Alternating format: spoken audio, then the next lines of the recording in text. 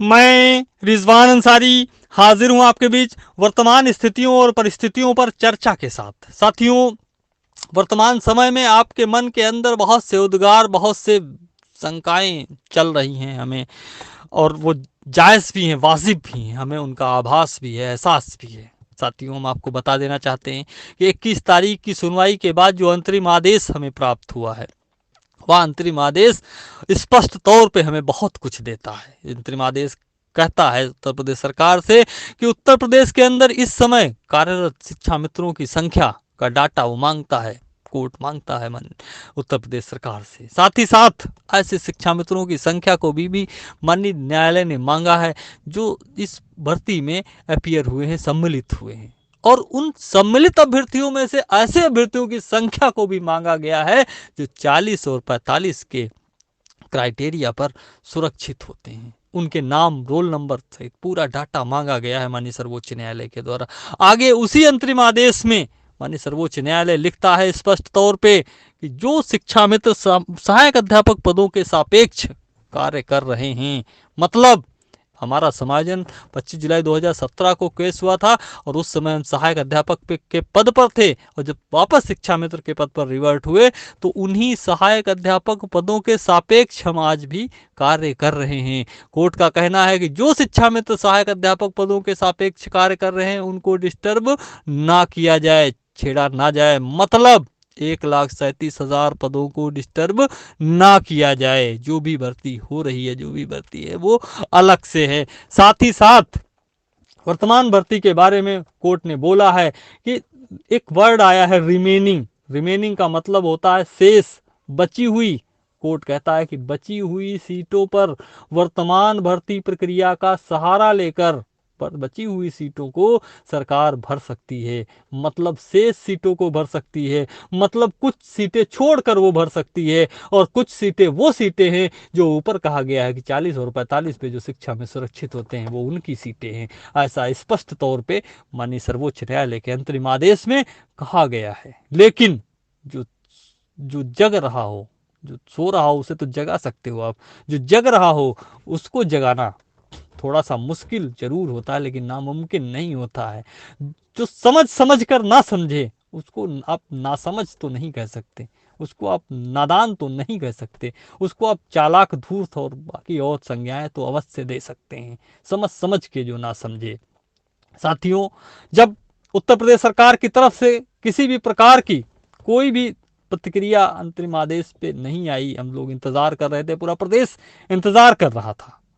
ऐसी स्थिति में हमारे वकीलों की तरफ से एक प्रत्यावेदन तैयार किया गया और उस प्रत्यावेदन को हमने प्रदेश के तमाम जो बेसिक शिक्षा के आला अधिकारी हैं उनको दिया, इलाहाबाद से लखनऊ तक। उस प्रत्यावेदन के साथ साथ हमने माननीय सर्वोच्च न्यायालय का वो अंतरिम आदेश भी लगाया और उस आदेश की जो व्याख्या है उस व्याख्या को भी हमने अपने वकीलों से परामर्श के बाद उस व्याख्या को भी देने का काम किया और उसकी एक रिसीविंग भी ले ली, कॉपी भी रिसीव करवा ली हर जगह से। कल को जब हम माननीय न्यायालय के समक्ष होंगे और उस समय सरकार ये कहकर पल्ला अगर झाड़ने का प्रयास करेगी साहब हम समझ ही नहीं पाए, उस समय हमारे पास उनकी रिसीविंग होगी कि हमने समय रहते काम करने से पहले आपको ये चीज़ें बता दी थी, अवगत करा दी थी। अब आप ये नहीं कह सकते कि हम समझ नहीं पाए। आपने जो कुछ भी किया है जानबूझकर, गलती पे गलती जानबूझकर करने का काम किया है, ऐसा उद्देश्य था हमारा। साथियों, आगे अगले क्रम में हम माननीय सर्वोच्च न्यायालय की शरण में पुनः गए। आपको पता है कि एक डायरेक्शन एप्लीकेशन दाखिल की गई माननीय सर्वोच्च न्यायालय के अंदर, और यह direction application senior advocate, Chandigarh high court के पूर्व जज और इस समय के आप कह सकते हैं विराट कोहली हैं वकीलों में, जो आज की तारीख में जो केसेस हो रहे हैं माननीय सर्वोच्च न्यायालय में, हर बड़े मुकदमे में जो धुआंधार बैटिंग होती है वो पीएस पटवालिया साहब की होती है। और उनका हम सौभाग्यशाली हैं कि उन्हें उनका मार्गदर्शन हमें मिल रहा है। उन्होंने खुद की देख रेख में ये पूरा का पूरा जो डायरेक्शन एप्लीकेशन है उसकी ड्राफ्टिंग का कार्य संपादित करवाया है और पूरे के पूरे जो जो ड्राफ्टिंग हुई है डायरेक्शन एप्लीकेशन की, इसका ड्राफ्टिंग का काम स्वयं अपने हाथों से उत्तर प्रदेश विधि विशेषज्ञ एडवोकेट आर के सिंह साहब ने स्वयं अपने हाथों से अपने सामने अपने आप स्वयं किया है, चीज़ों को अपने आप सजोया और पिरोया है। उसमें 40 पेज की वो एक अपने आप में चलती फिरती मिसाइल है वो। जिस समय माननीय सर्वोच्च न्यायालय के समक्ष उसकी परतें खुलेंगी, उस समय बहुत जोर का और बहुत बड़ा धमाका होगा प्रदेश के अंदर। मैं इतना आश्वस्त हूँ उस पूरी की पूरी जो हमारी डायरेक्शन एप्लीकेशन है। साथियों, चूंकि डायरेक्शन एप्लीकेशन माननीय सर्वोच्च न्यायालय में दाखिल है और कल एक तारीख है, 1 तारीख को कोर्ट बैठ रही है और 1 तारीख को हमारा मुकदमा नहीं लग रहा, हमारी एप्लीकेशन नहीं लग रही, अर्जेंसी उसमें मूव कर दी गई है। 2 और 3 तारीख को माननीय कोर्ट बैठ नहीं रही, बेंच बैठ नहीं रही है। ऐसी स्थिति में हमें 4 तारीख का इंतज़ार रहेगा, 4 तारीख की हमें हम इंतज़ार कर रहे हैं। और चूंकि जिस कोर्ट ने आपको आदेश दिया था, अंतरिम आदेश दिया था, उसी कोर्ट में आप उसको क्लियर कर सकते हैं, उसी कोर्ट से आप डायरेक्शन ले सकते हैं। इसलिए आप दूसरे कोर्ट में नहीं जा सकते हैं, हम उसी कोर्ट में ही जा सकते हैं। ये आप एक तरीके से स्पष्ट है कि किसी अन्य कोर्ट में हम अर्जेंसी नहीं दाखिल कर सकते, उसी कोर्ट में ही हमें अर्जेंसी मिलेगी, उसी कोर्ट से ही हमें राहत मिलेगी। इस चीज़ को मैं पूरी तरह से आपको स्पष्ट कर देना चाहता हूँ। साथियों, हमारा प्रयास है कि चूंकि 3 से 6 के बीच में सरकार बहुत कुछ करने के जुगाड़ में करने के प्लान में है, 3 से 6 के बीच में हम 1 से 2 सुनवाई अवश्य माननीय सर्वोच्च न्यायालय में करवा लें और अपनी चीज़ों को, अपनी जो व्यथा है, जो हमारी समस्याएं हैं, उन समस्याओं को एक बार फिर से सीनियर वकीलों के माध्यम से उनके सानिध्य में हम माननीय सर्वोच्च न्यायालय के समक्ष रख दें कि साहब, आपने कहा था, आपने बताया था कि 40 और 45 का डाटा दिए बिना इन्होंने पदों को होल्ड किए बिना, सुरक्षित किए बिना, आपने कहा था कि शेष सीटों पे भर्ती करना, जबकि ये 69,000 पे भर्ती कर रहे हैं। कुछ साथी, कुछ विद्वान साथी कमेंट कर रहे थे कि आप 47,000 पद कहाँ से दिखा रहे हो। मैं आपको बता देना चाहता हूँ 47,000 पद ये हमारा अपना आंकड़ा नहीं है, ये सरकार का आंकड़ा है कि आज की तारीख में 47,000 शिक्षा मित्र इस भर्ती में है। और उस 47,000 में कितने शिक्षा मित्र 40-45 पे होंगे, ये हम अधिकृत रूप से नहीं कह सकते। हमने तो कह दिया है कि हमारे हिसाब से 37,000 होना चाहिए। अब सरकार को अगर लगता है कम है तो वह आके बताए और तब तक पूरे के पूरे मामले पे स्थगनादेश दे दिया जाए, स्थगनादेश पारित कर दिया जाए। और कोई भी चीज़ हमने उसमें हवा में नहीं, बल्कि सरकारी आंकड़ों के हिसाब से उन्होंने जो विज्ञापन जारी किए, उन्होंने जो आंकड़े प्रस्तुत किए, उन्हीं को लगाकर हमने साबित करने का प्रयास किया है, काम किया है, और जो कि तर्क संगत भी है, न्याय संगत भी है, जिसको कोर्ट संज्ञान भी लेगा। हम और हमारी टीम को पूरी तरीके से यह पता है, हमारी टीम पूरी तरीके से आश्वस्त है कि हमें पहली ही सुनवाई पे बहुत कुछ मिलने वाला है, बहुत बड़ी राहत मिलने वाली है। लेकिन आपको तब तक धैर्य रखना होगा, तमाम जो अफवाहें चलती हैं उनसे आपको सतर्क और सजग रहना होगा। हमें आपको यह बता देना चाहता हूं, आपको याद होगा कि जिस समय 90 अंक का एक रिजल्ट वायरल हुआ था हमारा सोशल मीडिया के ऊपर, लोगों ने लिखा था कि साहब पास हो गए, ऐसा एक कमेंट चला था। आप तमाम साथियों के मन में हो सकता है कहीं पर शंकाएं हों, कहीं पर किसी भी प्रकार की आशंकाएं मन में आई हों, लेकिन उस दिन हमारे मन के अंदर भी कुछ आया था।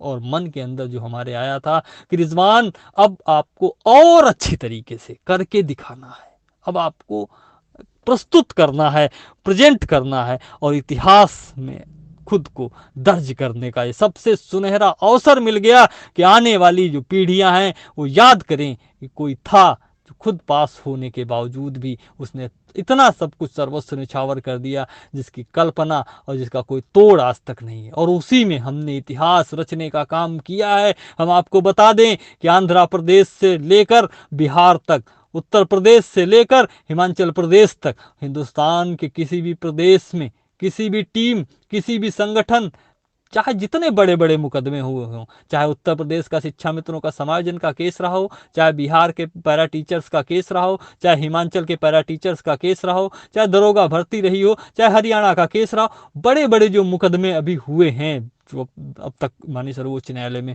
उन सभी बड़े मुकदमों में किसी भी संगठन ने, किसी भी टीम ने, एक टीम ने पहली ही डेट पे इतना बड़ा पैनल वकीलों का नहीं खड़ा किया, किसी ने हिम्मत नहीं जुटाया।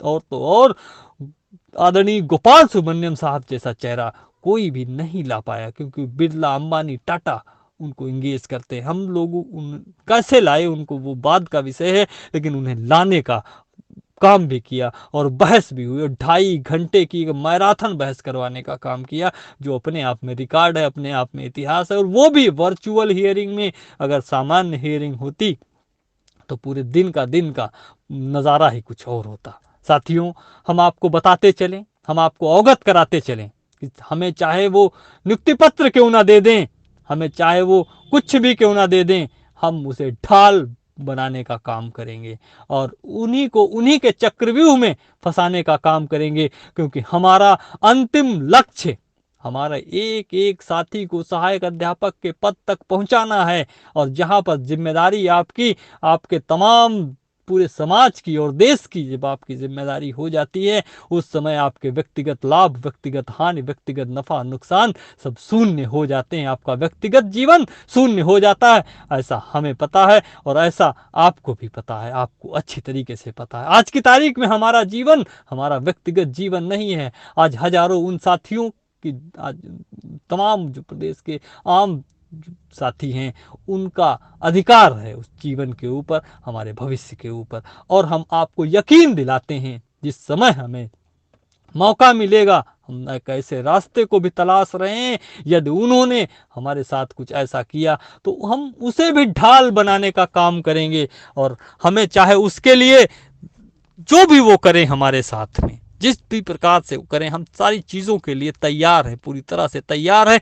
40 और 45 के संरक्षण के लिए, हमारे साथियों के संरक्षण के लिए। क्योंकि प्रदेश के तमाम साथियों का जो एक विश्वास है, प्रदेश के तमाम साथियों के साथ साथ जो हमारी टीम के 90% लोग हैं, उन लोगों की जिंदगी केवल और केवल इस मुकदमे के ऊपर टिकी हुई है। हम ये अच्छी तरीके से भली भांति जानते हैं, पहचानते हैं।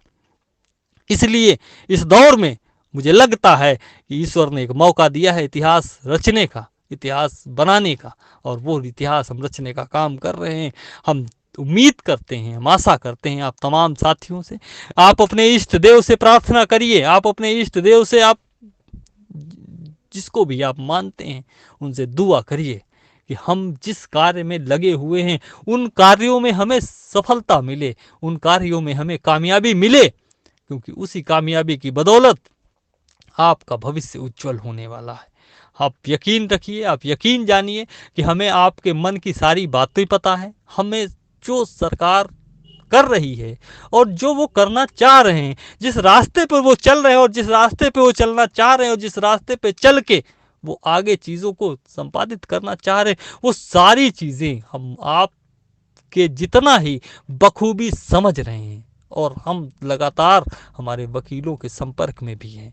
इसलिए आप यकीन जान सकते हैं, आपसे 1000 गुना ज़्यादा चिंता आपकी हमें है। क्योंकि आपको केवल आपकी चिंता है, हमें उन तमाम साथियों की चिंता है जो इस विश्वास के साथ में रात को नींद ले लेते हैं, सो जाते हैं कि कोई है जो हमारे लिए काम कर रहा है। हमें रात को नींद नहीं आती है जब इस समय ध्यान आता है कि प्रदेश के तमाम साथियों की आस उम्मीद निगाहें हम हमारे कार्यों के ऊपर टिकी हुई हैं। उस समय नींद पूरी पूरी रात दूर हो जाती है, ओझल हो जाती है। वो केवल इसलिए कि हमें जब एहसास हो जाता है कि आपका विश्वास, आपका भरोसा हमारे ऊपर टिका हुआ है, आपका भविष्य हमारे कार्यों के ऊपर, हमारी टीम के जो कमांडोज हैं उनके कार्यों के ऊपर टिका हुआ है। ऐसे समय में रातों की नींद अपने आप ओझल हो जाती है, गायब हो जाती है, और हम फिर से कुछ नया करने का, कुछ और अलग करने का काम करने लगते हैं। हम कई ऐसे कार्य कर रहे हैं जिनके समय आने पे, जिनके परिणाम आपके सामने होंगे, जो चीज़ें भी आपको समय आने पर पता भी चलेंगी। इसलिए हम आपसे उम्मीद करते हैं, हम आपसे अपेक्षा करते हैं कि आप अपने परिवार के साथ समय दीजिए, अपने परिवार के साथ रहिए, बच्चों को अपना टाइम दीजिए, फिजिकल डिस्टेंसिंग का आप पालन करते रहिए। लॉकडाउन का समय चल रहा है, कोविड-19 जैसी महामारी है पूरी दुनिया के अंदर। इससे आप खुद को बचाइए, अपने परिवार और अपने गांव के लोगों को, अपने मोहल्ले के लोगों को इससे बचाइए, उन्हें जागरूक करिए।